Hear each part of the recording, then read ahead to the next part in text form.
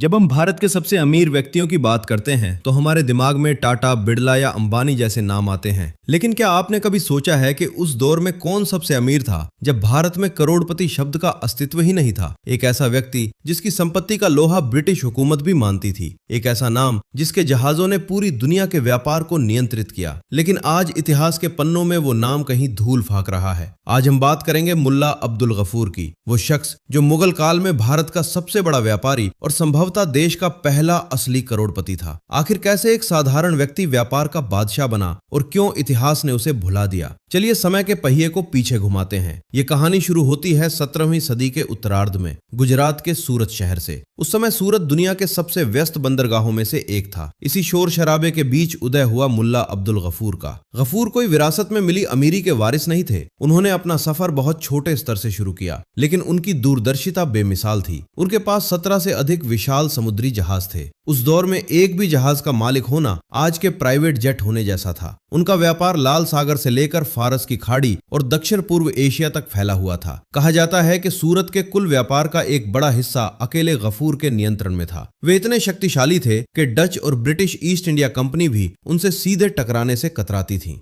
मुल्ला अब्दुल गफूर केवल एक व्यापारी नहीं थे, वे एक स्वाभिमानी भारतीय भी थे। जब ब्रिटिश और डच कंपनियां भारतीय व्यापारियों को दबाने की कोशिश कर रही थी, तब गफूर ने झुकने से मना कर दिया। 1690 के दशक में जब समुद्री लुटेरों ने मुगल जहाजों को लूटना शुरू किया, तो अंग्रेजों ने इसका इल्जाम भारतीय व्यापारियों पर मढ़ना चाहा। लेकिन गफूर ने अपनी कूटनीति और मुगल दरबार में अपने प्रभाव का इस्तेमाल कर अंग्रेजों को बैकफुट पर ला खड़ा किया। औरंगजेब के शासनकाल में गफूर का इतना सम्मान था कि उनकी शिकायतों पर मुगल सेना ने यूरोपीय कंपनियों के व्यापार पर पाबंदियां लगा दी थी। वे अकेले ऐसे व्यक्ति थे जो अंग्रेजों की व्यापारिक मोनोपोली को चुनौती दे सकते थे। लेकिन इतनी शोहरत और दौलत के बाद भी आज कोई मुल्ला अब्दुल गफूर को क्यों नहीं जानता? उनकी मृत्यु के बाद उनके उत्तराधिकारियों के बीच संपत्ति को लेकर विवाद शुरू हो गए। इसके साथ ही ब्रिटिश ईस्ट इंडिया कंपनी की बढ़ती राजनीतिक ताकत ने गफूर के व्यापारिक साम्राज्य की जड़ों को काटना शुरू कर दिया। अंग्रेजों ने बहुत चालाकी से इतिहास को फिर से लिखा। उन्होंने उन लोगों के नाम मिटा दिए जिन्होंने उन्हें कभी टक्कर दी थी। गफूर की विरासत को सहेजने वाला कोई नहीं था और धीरे धीरे सूरत का ये सुल्तान केवल पुराने दस्तावेजों की फाइलों में सिमट कर रह गया। मुल्ला अब्दुल गफूर की कहानी हमें याद दिलाती है कि भारत कभी दुनिया की सबसे बड़ी अर्थव्यवस्था क्यों था। हम अक्सर पश्चिम के उद्यमियों की कहानियां पढ़ते हैं, लेकिन हमारे अपने इतिहास में ऐसे नायक छिपे हैं जिन्होंने अपनी शर्तों पर दुनिया से व्यापार किया। गफूर भारत के पहले करोड़पति ही नहीं, बल्कि भारतीय स्वाभिमान और व्यापारिक कौशल के प्रतीक थे। आज जब हम आत्मनिर्भर भारत की बात करते हैं, तो हमें मुल्ला अब्दुल गफूर जैसे साहसी व्यापारियों के इतिहास को फिर से टटोलने की जरूरत है। क्या आपको लगता है कि हमारे इतिहास की किताबों में ऐसे भारतीय दिग्गजों को और जगह मिलनी चाहिए? अपनी राय कमेंट सेक्शन में जरूर बताएं। अगर आपको यह जानकारी पसंद आई हो तो इस वीडियो को लाइक करें और उन लोगों के साथ साझा करें जिन्हें अपने गौरवशाली इतिहास पर गर्व है। ऐसे ही और अनसुने किस्सों के लिए हमारे चैनल को सब्सक्राइब करना ना भूलें।